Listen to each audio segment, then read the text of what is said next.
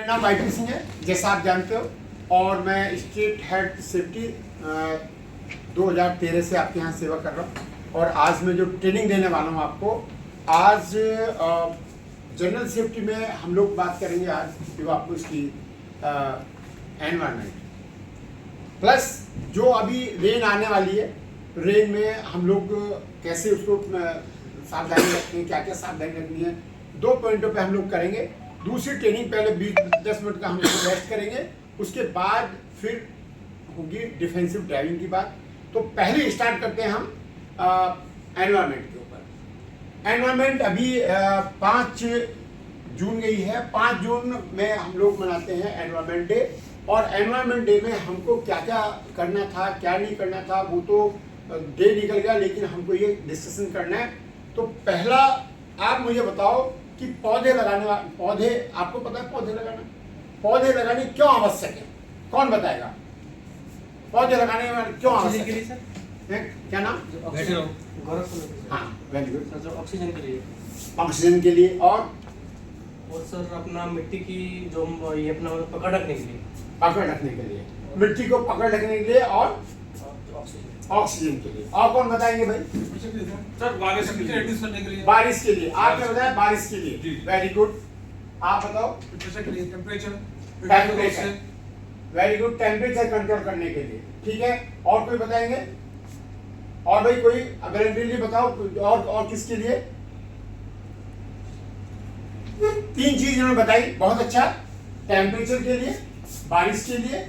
तो बारिश कैसे होगी, ये कोई बता पाएगा कि बारिश कैसे होती है इनसे? किसी को आइडिया है? कोई बात नहीं, मैं समझा देता हूँ। देखो, ये आपके सामने ये दिख रहा है, ये है हाइड्रोलॉजिकल साइकिल। हाइड्रोलॉजिकल साइकिल में क्या होता है कि हम लोग जो प्लांट्स लगाते हैं, देखो इसमें मैं चार्ट और आपको बना के दिखाऊंगा। इसमें पौधे, ये रहे पौधे हैं, पहाड़ियां हैं, ये सिस्टम दिखाया गया है पूरा। जब हम लोग पौधे लगाते हैं तो क्या होता है, फ्लड कैसे आते हैं? देखो, पौधों से क्या क्या चीज होती है? फ्लड कंट्रोल होता है, टेम्परेचर कंट्रोल होता है, कार्बन डाइऑक्साइड आप छोड़ते हो, ये ऑक्सीजन छोड़ते हैं, उसको कन्वर्जन करते हैं। तो ये सारी चीजों का फंक्शन ये हमारा करते हैं प्लांट्स। अब प्लांट से बारिश कैसे होती है, कैसे सारा कंट्रोल होता है, ये हाइड्रोलॉजिकल साइकिल से समझाया गया है। ये हाइड्रोलॉजिकल साइकिल क्या है? हाइड्रोलॉजिकल साइकिल में देखो, पहाड़ है, पहाड़ पे बर्फ है, बर्फ पिघलती है, बारिश पड़ती है, फिर ये आती है नीचे, डाउन में आएगी, डाउन में पानी कलेक्ट होता है। तो पानी कलेक्ट होता है, लेक्स होती है, लेक के अंदर पानी कलेक्ट होता है। लेक से पानी कलेक्ट होने के बाद में हम बांध बनाते हैं, बांध बना के वहां से कलेक्ट करते हैं। बांध को जब हमें जरूरत पड़ती है पानी छोड़ते हैं। उसके बाद नदियों में आता है पानी और कैनाल्स बना दी जाती हैं। लेकिन अब पौधे कहाँ से आए इसमें? पौधे की तो बात आई नहीं अभी। तो पौधे कैसे कंट्रोल करते हैं? फ्लड कैसे आती है? फ्लड कब आती है? जब ये हम पौधों को काट देते हैं। पौधे काट दिए, पानी ऊपर से वहां सीधे, देखो अभी पानी इन्होंने रोक लिया, पानी की रूट्स में गया। पानी जब पौधे जाएंगे, पानी रुकेगा। पानी रुकेगा तो वो क्या होगा, उनकी रूट्स के माध्यम से, उसे कहते हैं हम ट्रांसपायरेशन। क्या कहते हैं? ट्रांसपायरेशन। तो ये अपनी पत्तियों के द्वारा जड़ों से पानी लेते हैं और उसको आसमान में छोड़ते हैं, मतलब सनलाइट में ये ट्रांसपिरेशन करते हैं, उसे कहते हैं ट्रांसपिरेशन। लेकिन अगर कोई लेक है, लेक हो गई या रिवर हो गई, उसके ऊपर से जो पानी होता है उसे कहते हैं इवापोरेशन। थोड़ा सा अंतर है ट्रांसपिरेशन और इवापोरेशन में। तो इवापोरेशन सतह से जाता है और ट्रांसपिरेशन होता है पत्तियों, मतलब पौधों की पत्तियों से। ठीक है, आपको सबको बात समझ आई भाई? अब जब ये पानी को, इनकी रूट्स हैं, देखो पानी बहा, पानी जब पौधे होंगे, खूब सारे पौधे होंगे, तो उनकी रूट्स में पानी अटकेगा, रुकेगा। उसकी चारों तरफ जड़ फैली होंगी, छोटे छोटे खरपतवार भी होंगे, उसके रुकता है। और फिर वो पानी धीरे धीरे, कुछ तो पानी उनके रूट के सारे नीचे चला जाता है ग्राउंड वाटर में, जिसे हम ग्राउंड वाटर कहते हैं। और कुछ पानी चला जाता है आसमान में, जो उसको हम ट्रांसपायरेशन कहते हैं। तो ट्रांसपायरेशन, और अब वो ट्रांसपायरेशन बाद में कंडेंस होके फिर आता है प्रेसिपिटेशन। प्रेसिपिटेशन क्या है? जिसको हम बारिश कहते हैं। प्रेसिपिटेशन कई टाइप का होता है, मैं आपको बता दूं।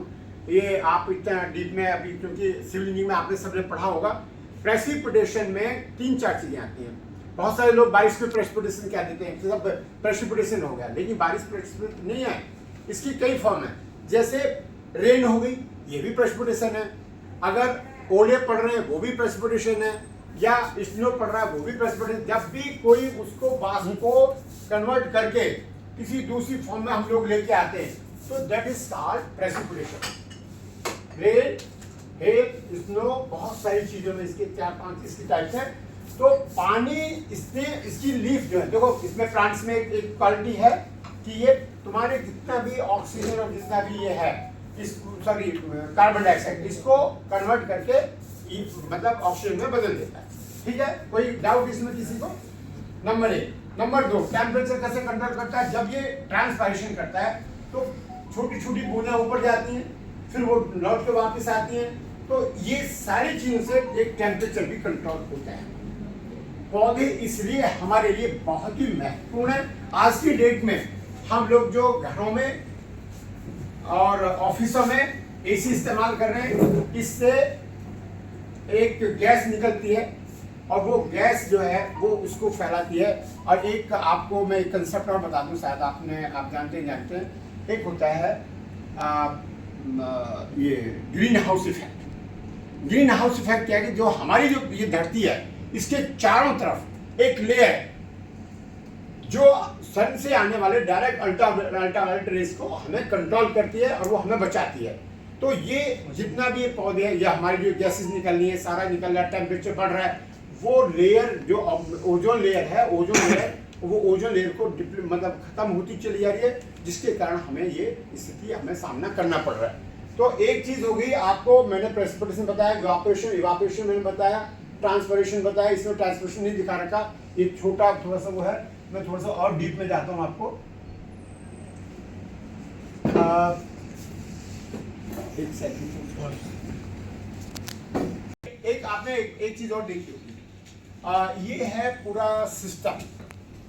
ग्राउंड वाटर है, ओशंस हैं, ये पहाड़ हैं और ये बर्फ पड़ी है। सबसे पहले बर्फ पिघल के कहाँ आती है? लेक्स में आती है। ये लेक है, और यहाँ लेक से ये पौधे हैं। देखो अभी जो मैं बता रहा था आपको, वही चीज है। पौधों से जब अगर मान लो ये पौधे नहीं होंगे तो पानी एकदम फ्लो आता है और तेजी से रिवर में आके ये फ्लड बना देता है।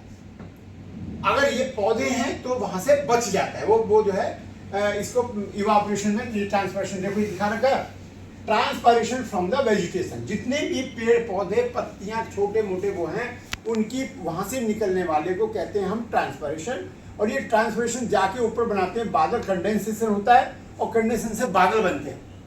ठीक है, बादल बन के फिर ये वापस आपके प्रेसिपिटेशन होता है, प्रेसिपिटेशन होकर फिर से बारिश पड़ती है और ये आ जाते हैं। जो लेक्स हैं, ओशन है, यहाँ से ये क्या होता है? इवापोरेशन।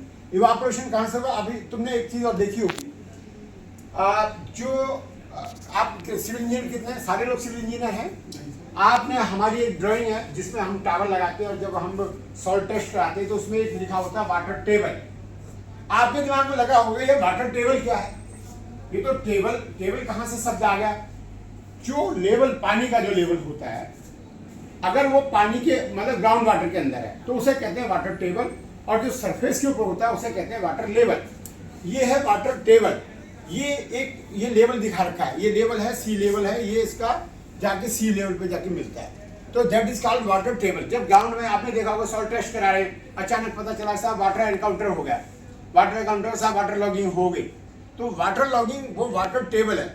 ये वाटर लेवल होता है, ये ऊपर वाला वाटर लेवल होता है। नीचे ग्राउंड वाटर है, ये दिखा रहा है ग्राउंड वाटर का फ्लो है, ये भी ओशन में जा रहा है। कई बार क्या होता है, ये बाहर को निकलने शुरू हो जाता है और इसको हम झरना है उसके रूप में हम जानते हैं। तो आपको अपने एनवायरनमेंट को संभालने के लिए आपको ये सर्किल समझना पड़ेगा। इसी सर्किल को मेंटेन करने के लिए, जिसका कॉल्ड हाइड्रोलॉजिकल साइकिल। और ये साइकिल जो है ये सर्किल टाइप है कि इसमें एक सर्किल बना हुआ है। पानी, हमारा जो वाटर है, वाटर पौधों से गया, पौधे, अब जितने ज्यादा पौधे हम लगाएंगे इतना ट्रांसपिरेशन ज्यादा होगा, कंडेंसेशन ज्यादा होगा, बारिश अच्छी पड़ेगी। और दूसरी चीज, और आप एक और आपको मैं एक चीज और दिखाता हूँ, आपका ध्यान नहीं गया उस चीज पे। इस पिक्चर में आप ये देख रहे हो, यहाँ पौधे हैं, पौधों से पानी टकराया और ये नीचे सब फिल होगा, पानी इसकी रूट से नीचे गया, कुछ ऊपर गया कुछ नीचे गया। तो पौधों ने नीचे का ग्राउंड वाटर भी बढ़ाया और ऊपर का पानी बढ़ाया।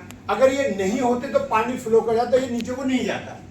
तो नीचे का जो पानी हमारा खत्म हो रहा है, वो पानी को पूरा करने के लिए भी प्लांट्स हमारे लिए आवश्यक हैं और इसीलिए प्लांट हमें लगाना है। अब ये आपको बात समझ में, किसी को बात समझ में नहीं आई बताओ?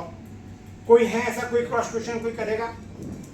कोई इसमें कोई ऐड करना चाहता है? कोई किसी का कोई एडिंग पॉइंट? भाई कोई तो बोलो।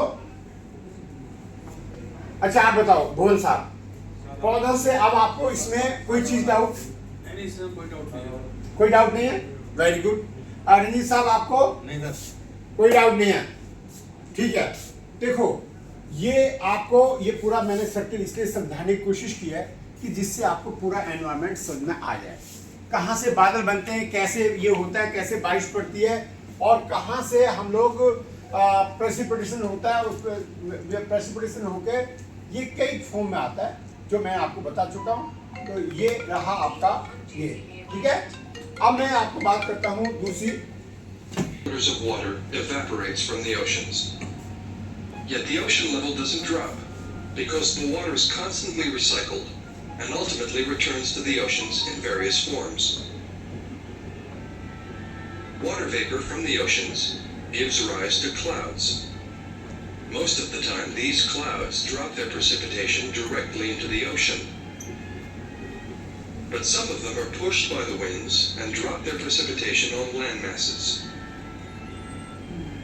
This water either stays on the surface as runoff and forms watercourses, or infiltrates underground. Some of the infiltrated water is consumed by plants.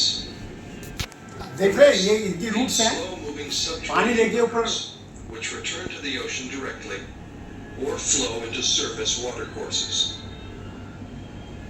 The oceans, where the water cycle begins and ends, are the planet's water reservoirs.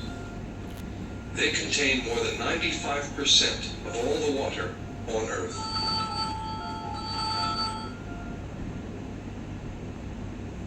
देखा कैसे मतलब plants के नीचे से पानी जा रहा है और रूट्स जो हैं उसको पानी को मतलब वाटर को लेके ट्रांसपर्शन कर रहे हैं, ऊपर बादल बन रहे हैं, बादल फिर प्रेसिपिटेट हो रहे हैं और फिर जमीन पे आ रहे हैं, ओले के रूप में, बारिश के रूप में, कई बार कोहरा के रूप में, ये सब आते हैं और ड्रॉप कई बार ड्रॉपलेट के रूप में आते हैं। तो ये बात आपको सब समझ में आ गई? कोई डाउट? Okay, thank you. अब मैं आपसे पूछता हूँ एक प्रश्न, एक चीज और दिखा देता हूँ अभी।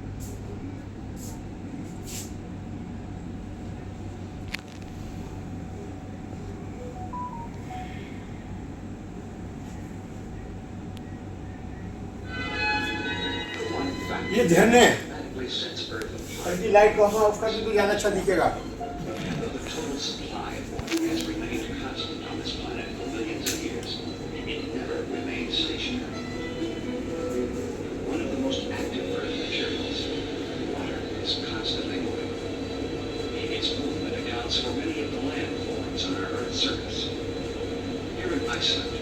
Fresh water erodes through rocks, slicing across the terrain on an ever downward journey to the Atlantic Ocean.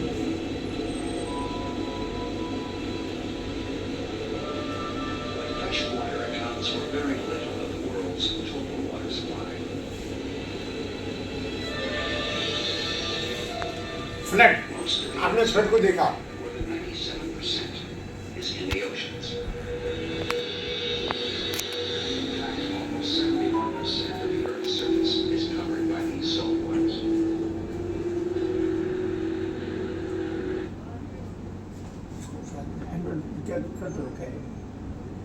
The Andes Mountains block movement of warm, moist air from the east. As a result, heavy rains fall throughout the year, with runoff feeding the tributaries of the Amazon River. Okay, thank you. आपने ये अभी environment और plants के बारे में सीखा, तो अभी मैं सेकंड जो करूँगा, अब मैं इसका बताऊंगा कि आपको मानसून हैजर्ड, मानसून आने वाला है, अभी हीट वेव के बारे में आप सबको मालूम है। लाइट ऑन कर देना सर। प्रिकॉशंस आप रखे हुए हो, लाइट ऑन कर दो। तो लाइट आप- ऑफ कर। ऑन कर दो, ऑन कर दो। नहीं सर, नहीं स्लॉट सही फिर ये नहीं दिखता ना। देखो सही नहीं आएगा वीडियो। पीछे रखो। मानसून हैजर्ड में सबसे पहला हैजर्ड है इलेक्ट्रिक शॉक।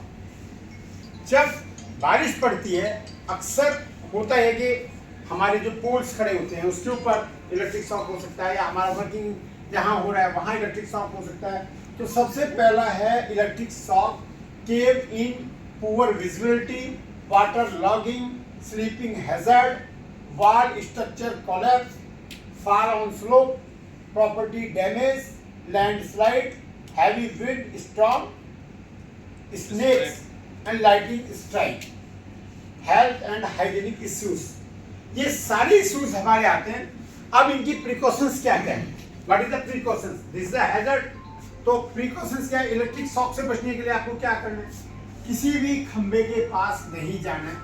अपना डीजल जनरेटर को, जो भी डीजी है या कोई भी मशीन नहीं है, जैसे एसयूडी मशीन है, ये सारी मशीन, इनको अर्थिंग जरूर करके रखना है। बिना अर्थिंग के इसको नहीं चलाना है।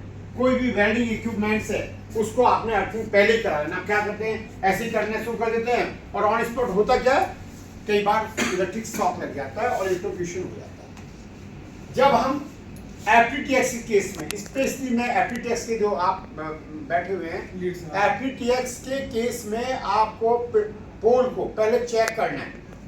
अपने सारी टीम को बता के, टीम तो सारी बैठी है, तो इसको ये बताना है कि भैया हमने पहले उसको चेक करना है, टेस्टर से चेक करना है, उसमें इलेक्ट्रिक तो नहीं है।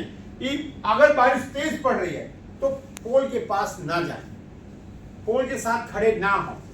इन केस ऑफ, बहुत दूसरी चीज क्या है, केव इन, मतलब कई बार क्या होता है कि पानी अंदर घुस गया, केव इन उसमें हो गया केव के, तो उसको भी बचना है।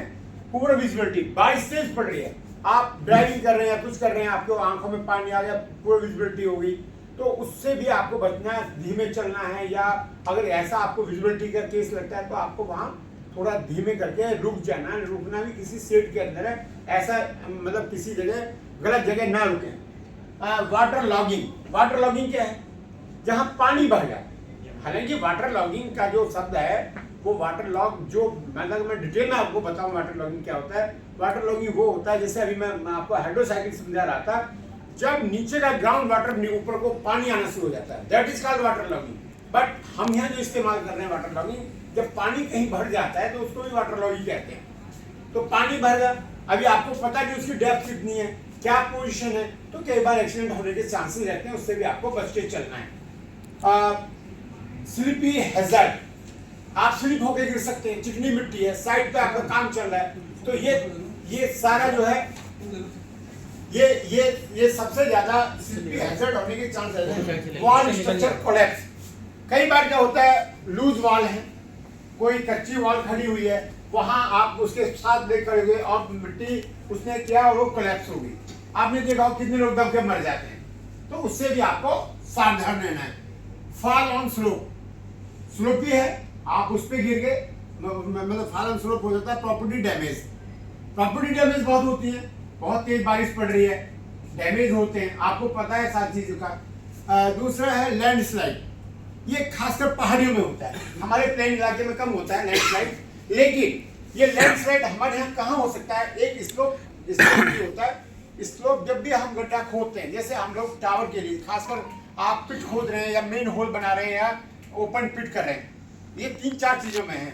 हम 1 मीटर दूरी क्यों रखाते हैं मिट्टी, एक तो वो स्लोप ऐसे होना चाहिए, वी शेप में होना चाहिए, ऐसे, ये नहीं वर्टिकल नहीं। कुछ लोग क्या करते हैं, ऐसे करते हैं, वो भी गलत है। तो आपका ये इस तरह होना चाहिए, जैसे ग्लास होता है, ऐसे स्लोप, स्टेबिलिटी तब आती है। और उसके भी 1 मीटर इधर और 1 मीटर उधर, क्योंकि अगर आपने बिल्कुल उसके ऊपर रखा तो स्लोप जो मिट्टी है उसके स्लाइड होने के चांसेस ज्यादा रहते हैं और हो सकता है कि नीचे वाला बंदा उसमें दब जाए। तो इसलिए 1 मीटर दूरी प्लस उसका मूवमेंट चारों तरफ प्रॉपर रहना चाहिए। इसलिए 1 मीटर दूरी पे हर हालत में आपने किसी भी हालत में उसको उस पे एज पे मिट्टी नहीं रखने देना, किसी भी केस में। सेकंड हैवी विंड, ये स्ट्रोक, जब बारिश आती है तो तेज, अभी सीजन है हमारे यहाँ यूपी मतलब नॉर्थ रीजन में सबसे ज़्यादा इस समय हैवी विंड आने का चांसेस है, स्टॉर्म का पता नहीं होता। वैसे जो हमने जो डिज़ाइन किए हैं, जितने भी हमने टावर डिजाइन हुए हैं वो 50, 50 और 47 विंड स्पीड से हुए हैं। 47 बैठेगा 170 किलोमीटर पर आवर, ये मीटर पर सेकंड है। तो इतनी विंड स्पीड को सहन करने की क्षमता हमने अपने टावर्स में रखी है। लेकिन आपको इतनी हाई विंड में कभी ट्रेवलिंग नहीं करनी है। अगर आपको रास्ते में कहीं ऐसा हैवी विंड आ जाए तो आपको तुरंत अपनी जर्नी वहीं स्टॉप करनी है, आपको नहीं मूवमेंट करना है। दूसरा, अपनी टीम को भी वहां से अवॉइड करना है कि भाई आप इस समय काम ना करें। खासकर work at height, work at height strictly आपको रोक देना है जब हैवी विंड और ये स्टॉर्म की पोजीशन बनती है। हाइट पे कोई काम ना करे, आपको बंदर तुरंत नीचे उतार के उनको सेफ साइड में पहुंचा देना है। स्नेक, जब बारिश पड़ती है तो स्नेक बहुत ज्यादा आते हैं, कई बार स्नेक बाइटिंग के केस होते हैं। जैसा आपको ओएंडम में केस हुआ था, आपको ध्यान है नहीं है, मुरादाबाद में हुआ था। वहां मेन होल में एक स्नेक था, बंदा घुस गया, वहां जाके उसने स्नेक ने उसको काट लिया। अब इन्होंने क्या किया, वहां लोकल पब्लिक पे ले गए उसको और वहां उसने बंद लगाई, खोल दो, और बंदा कुछ देर में एक्सपायर हो गया। ऐसी गलती कभी ना होने दें अपने आसपास। अगर स्नेक बाइटिंग का केस है उसको इमीडिएटली उसको जाना है, उसको वहां लेके जाना है। पहली चीज ये तो मैं आफ्टर उसके बता रहा हूँ कि आफ्टर अगर मान लो ऐसा हो जाता है केस तो इमीडिएटली अस्पताल में लेके जाना है। अस्पताल में सारी फैसिलिटीज आज की डेट में अवेलेबल है। लेकिन आपने लंबे लॉन्ग शूज और वहां कहीं भी ऐसा अगर आपको लगे कि यहाँ स्नेक हो सकता है तो वहां ऐसी जगह अपने किसी वर्कर को एंटर करने के लिए परमिट ना करें। ठीक है, आई बात समझ सबको? Okay. Lighting strike, lighting strike क्या होता है भाई, कौन बताएगा? Lighting strike, what is lighting strike? हाँ तो बोलो ना जोर से, आप बोलो ये आपने बिजली गिरना, ठीक है, अब कोई बताएगा लाइटिंग स्ट्राइक क्या है? इन्होंने बताया बिजली गिरना। सारे लोग सहमत है इससे या कुछ चेंज? आकाशीय बिजली वही है, एक ही बात हुई। आकाशीय बिजली, आकाशीय बिजली क्या है? जब हमारा ऊपर से लाइटिंग, इसको कहते हैं, अचानक वो कहीं हो जाती है। इसके लिए हम जितने भी हमारे टावर हैं या वो हैं तो हम लोग ऊपर लाइटिंग अरेस्टर लगाते हैं। आपने देखा लाइटिंग अरेस्टर? सबने देखा? जिसने देखा हाथ उठाओ। लाइटिंग अरेस्टर देखा, वेरी गुड। लाइटिंग अरेस्टर सबने देखा, ऊपर हम लोग लगाते हैं, जब तो उसे कॉपर का लगाते हैं, लेकिन आज की डेट में हम उसे लोहे का भी लगा रहे हैं। उसका काम है वहां से लेके, और आपने देखा हमारे साइड को अर्थिंग करते हैं, वो अर्थिंग इसीलिए करते हैं कि वहां से लाइटिंग अरेस्टर उसको लेके और जो भी इसका है असर लाइटिंग स्ट्राइक का, वो जमीन के अंदर चला जाए और हमारा वो सेफर साइड में हम लोग चले जाए। हेल्थ एंड हाइजीनिक इश्यूज, ऐसे मौके पे बैक्टीरियल इन्फेक्शन ज्यादा होने के चांसेस रहते हैं, तो अपने हेल्थ का भी विशेष ध्यान रखें, ये रखें। तो आपको मैं समराइज कर रहा हूँ, मैंने क्या क्या आपको बताया। पहली चीज, हाई स्टॉर्म में आप काम ना करने दें, वर्क एट हाइट ना होने दें। बारिश तेज पड़ रही है, किसी भी हालत में पिट में बंदों को ना घुसने दें, अदरवाइज तो वो कोलैप्स कर जाएगी और बंदे उसमें दब जाएंगे। ठीक है। तीसरी चीज, आप जो है ये अपना हेल्थ और उसका भी ध्यान रखें। फॉल ऑन स्लोप पे कि मैंने इलेक्ट्रिक शॉक को मैंने आपको बताया, स्लिपी हैजर्ड के बारे में बताया। किसी को कोई और क्वेश्चन, एनीबॉडी एल्स कोई क्वेश्चन, कोई किसी का कोई सजेशन, जैसे किसी के साथ कोई ऐसी घटना घटी हो कि हाँ भाई ये मेरे साथ ऐसा हुआ था, इससे भी हटके हुआ, कोई एक्सपीरियंस शेयर करना चाहते हैं? अली साहब आप? सर प्रोबेबिलिटी हाँ बोल रहा रहा हूँ सर हाँ कि लास्ट ईयर मैं शादी में गया था हाँ। बिहार में। सर इतनी तेज बारिश थी कि 10 मीटर आगे बिल्कुल नहीं गिर जाता। हाँ तो मुझे याद का आता टाइम तो हम लोगों ने बहुत मुश्किल से शहर तक पहुंचे, वहाँ जाकर फिर हमने गाड़ी खड़ा कर दिया वेरी गुड। होटल के पास। हाँ कुछ क्लियर हुआ तब आगे बढ़े हम। ये सबसे इम्पोर्टेंट चीज़ है। वेरी गुड, बहुत बढ़िया। एक थेरेपी इनके लिए हो जाए। देखो इन्होंने बहुत अच्छा अपना एक्सपीरियंस शेयर किया, और कोई अपना एक्सपीरियंस शेयर करेगा? कोई भी? सर मैं खुर्जा जा रहा था बाइक से, हाँ टावर इंस्पेक्शन करने के लिए, तो गवर्नर से आगे जब बारिश बहुत तेज होने लगी तो फिर क्या इतनी तेज होगी, तो हेलमेट लगा था, वो बारिश की जो बूंदें आती है तो वो दिखना विजिबिलिटी कम हो गई। कम हो गई, वेरी गुड। तो मैंने जाके एक साइड में अपनी गाड़ी रोक के, जब बारिश बंद हो गई, थोड़ी थोड़ी धीमी हो गई, तब मैं निकला। बहुत अच्छा, मतलब आपने पूरी प्रिकॉशंस ली। जी। देखो एक्सीडेंट होने से पहले देखो 3 चीजें प्रिवेंटिव, हमें जो चलना हमारा जो वर्क है वो प्रिवेंटिव में जाना है, हमें मतलब प्रिवेंट करना है पहले। एक तो होता है क्यूरेटिव मैनेजमेंट होता है, एक होता है प्रिवेंटिव। तो हमारा जो पूरा HSEF वर्क करता है हम लोग प्रिवेंटिव पे करते हैं। हमारा एक्शन ये है कि कोई भी घटना घटने ना पाए, एक भी एक्सीडेंट हमारे यूपी वेस्ट में या कहीं भी होने ना पाए, इतनी अवेयरनेस हर एक चीज को लेकर, इतनी सावधानी आप लोगों को किसी भी एक्टिविटी में, चाहे वो एप्टीटेक्स है, चाहे वो इंट्रासिटी का केस है, चाहे वो NLD का केस है, चाहे वो मास का केस है, किसी में भी कोई घटना नहीं घटने देनी, इतनी अवेयरनेस आपको होनी चाहिए, प्लस आपकी टीम को होनी चाहिए। जब आपको अवेयरनेस है तो आप, जैसे मैं आज आपको ट्रेनिंग दे रहा हूँ, आप अपनी टीम को भी ऐसी ट्रेनिंग दोगे। आपने TBT करते हो, सारे लोग करते हैं, कौन नहीं करता TBT? सारे करते हैं, हाथ उठाओ कौन करते हैं? सारे लोग करते हैं, वेरी गुड। तो सारे लोग ट्रेनिंग करते हैं, TBT करते हैं। TBT का कंसेप्ट सब यही है कि जैसे आप जहाज में बैठते हो, जहाज में बैठे होंगे काफी लोग, कुछ नहीं बैठे होंगे। जहाज में बैठने से पहले वो एयर होस्टेस आती है, सारा चीज समझाती है। इसी तरह हमको चाहे ये नहीं कि हमें रोज करना है, हमें तो रोज ही करना है। जैसे हम इबादत करते हैं, इबादत मतलब पूजा करते हैं, इबादत करते हैं, उसी तरह हमको काम स्टार्ट होने से पहले अपनी टीम को समझाना है कि भाई ये ऐसे ही होना है, उसमें कोई कंप्रोमाइज नहीं है। आपने पूरी जो भी काम कर रहे हैं पूरी प्रिकॉशंस बतानी है, जो भी चीजें उसकी पूरी प्रिकॉशंस बता दी आपने, प्लस उससे रिलेटेड जो भी हैजर्ड है उसको आइडेंटिफाई कर दिया, उनको समझा दिया, और हैजर्ड को आइडेंटिफाई करने के बाद भी आपने समझा दिया और सारा अरेंजमेंट कर दिया, फिर आपने कहना भाई स्टार्ट, वर्क स्टार्ट। तो बताओ कहाँ गलती हो सकती है? गलती होने का चांस खत्म। तो इसलिए TBT को बहुत ही ध्यान से करें और 100% करें। आप सब करोगे? प्रॉमिस करो। वेरी गुड, सारे लोग promise. Okay, thank you this session में।